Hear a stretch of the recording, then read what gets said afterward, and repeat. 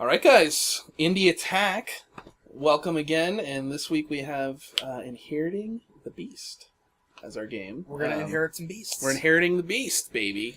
This game and several other games we are going to play this week are from something called the Architects EP. Yes. It was this media project. They released some music, some games, and some art, all kind of as a collection together. A pretty diverse range of subjects and genres it's covering. Definitely. And this a lot of this aesthetics. would be one of them. Yeah.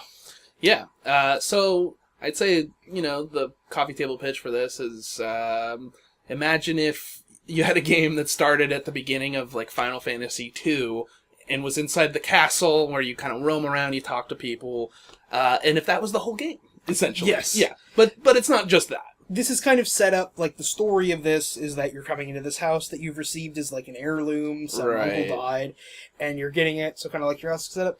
But the house is full of surreal nonsense. Yes. A lot of tropes from the sort of just indie game milieu, Yes. such as, like, a lot of people who say a lot of very cryptic, semi-philosophical, Yeah. but then sometimes somewhat vacant and vapid Yeah. kind of comments that don't There's really a lot mean of anything. Walking around. Again, one Right. might use the derisive term walking simulator. Right, you're a little sprite dude, you're talking to other sprite people, you're navigating a map, but what's cool, and what sort of is different, is that the map will sort of change. Like, for instance, at one point you talk to a guy and he's like, give me the head of a dragon, and then I went down the corridor and there was a skull of a dragon, and I picked it up, and then I went back and that guy was gone and the map had completely Yeah, changed. the map will completely change when you exit Yeah. the screen and then enter in the same place. It's an impossible map, and also this game has several variations depending on where you go during it. And the map Yeah. will change in several different ways. And I played this game through 3 times and got completely different results each Yeah. time I played. It's really interesting, I mean, I don't even know what... It was oddly comforting because it had that sense Yeah. of, like, you're beginning in a journey, but it's a very weird experience, I feel like. It feels like, compared to some of the other stuff we played that would be in this genre, there is something to discover here and find.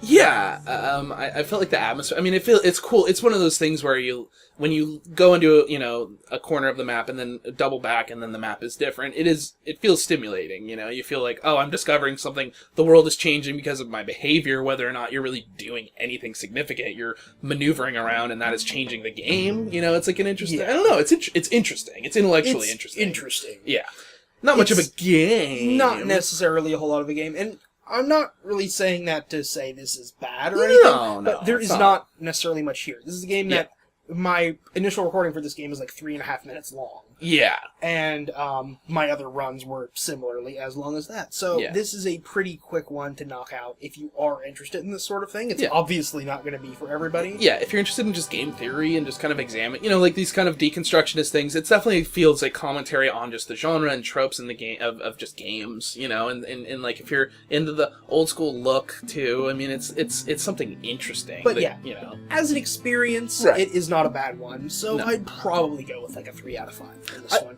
I'm with you.